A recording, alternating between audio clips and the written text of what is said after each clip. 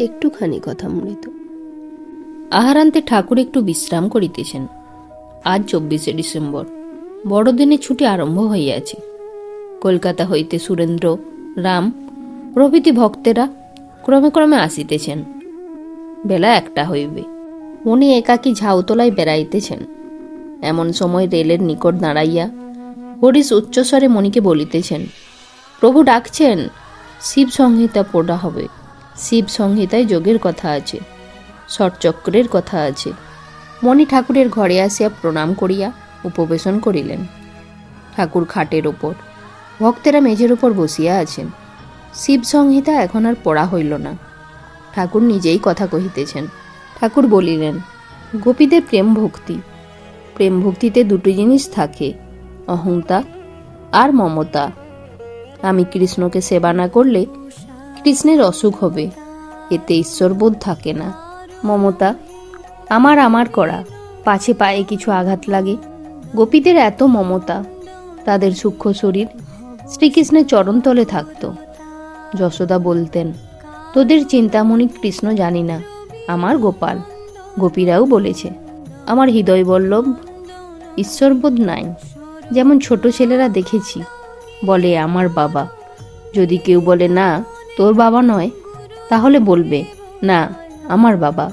নরলীলায় অবতারকে ঠিক মানুষের মতো আচরণ করতে হয়, তাই চিনতে পারা কঠিন।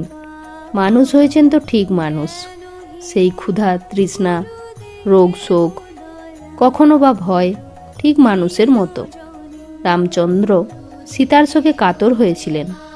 গোপাল নন্দের জুতো মাথায় করে নিয়ে গেছিলেন, পিঁড়ে বয়ে নিয়ে গেছিলেন।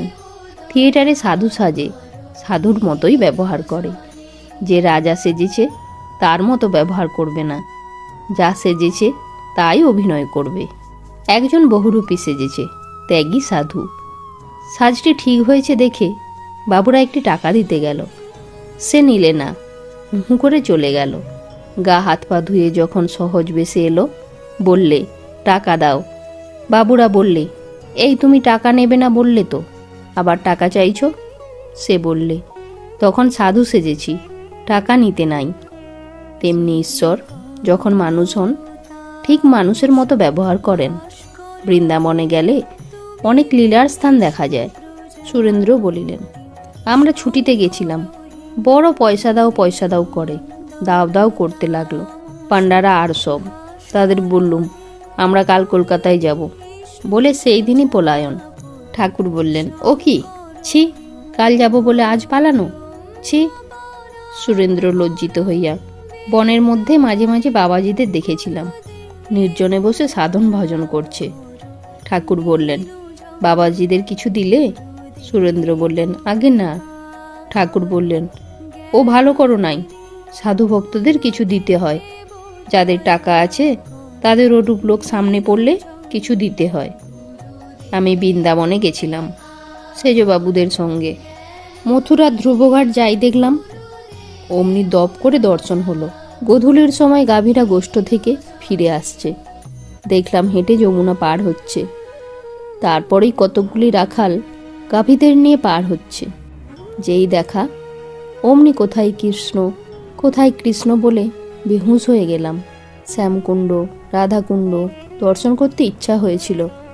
পালকি করে আমায় পাঠিয়ে দিলে, অনেকটা পথ লুচি জিলিপি পালকির ভিতরে দিলে। মাঠ পার হবার সময় এই ভেবে কাঁদতে লাগলাম, কৃষ্ণ রে, তুই নাই, কিন্তু সেই সব স্থান রয়েছে, সেই মাঠ, তুমি গরু চড়াতে। হৃদয় রাস্তায় সঙ্গে সঙ্গে পিছনে আসছিল। আমি চোখের জলে ভাসতে লাগলাম। বেয়ারাদের দাঁড়াতে বলতে পারলাম না। শ্যামকুণ্ড, রাধাকুণ্ডতে গিয়ে দেখলাম সাধুরা একটি একটি ঝুপড়ির মতো করেছে, তার ভেতরে পিছনে ফিরে সাধন ভজন করছে। পাছে লোকের উপর দৃষ্টিপাত হয়, দ্বাদশপন দেখবার উপযুক্ত। বঙ্কুবিহারীকে দেখে ভাব হয়েছিল, আমি তাকে ধরতে গিয়েছিলাম। তোমাদের যোগও আছে, ভোগও আছে। ব্রহ্মর্ষি, দেবর্ষি, রাজর্ষি। ব্রহ্মঋষি যেমন সুখদেব, একখানি বইও কাছে নাই। দেবর্ষি যেমন নারদ, রাজর্ষি জনক, নিষ্কাম কর্ম করে। দেবী ভক্ত ধর্ম মোক্ষ দুই পায়। আবার অর্থ কামও ভোগ করে। তোমাকে একদিন দেবী পুত্র দেখেছিলাম। তোমার দুই আছে, যোগ আর ভোগ। না হলে তোমার চেহারা শুষ্ক হতো। সর্বত্যাগীর চেহারা শুষ্ক। একজন দেবী ভক্তকে ঘাটে দেখেছিলাম, নিজে খাচ্ছে আর সেই সঙ্গে দেবী পূজা করছে। সন্তান ভাব। তবে বেশি টাকা হওয়া ভালো নয়। যদু মল্লিককে এখন দেখলাম ডুবে গেছে। বেশি টাকা হয়েছে কি না? নবীন নিয়োগী, তারও যোগ ও ভোগ দুই আছে। দুর্গাপুজোর সময় দেখি বাপ বেটা দুজনেই চামড় করছে। সুরেন্দ্র বললেন, আগে ধ্যান হয় না কেন? ঠাকুর বললেন, স্মরণ মনন তো আছে। সুরেন্দ্র বললেন, আজ্ঞে মা মা বলে ঘুমিয়ে পড়ি। ঠাকুর বললেন, খুব ভালো। ঠাকুর, সুরেন্দ্রর ভার লইয়াছেন, আর তাহার ভাবনা কি? জয়তু শ্রীরাম কৃষ্ণ।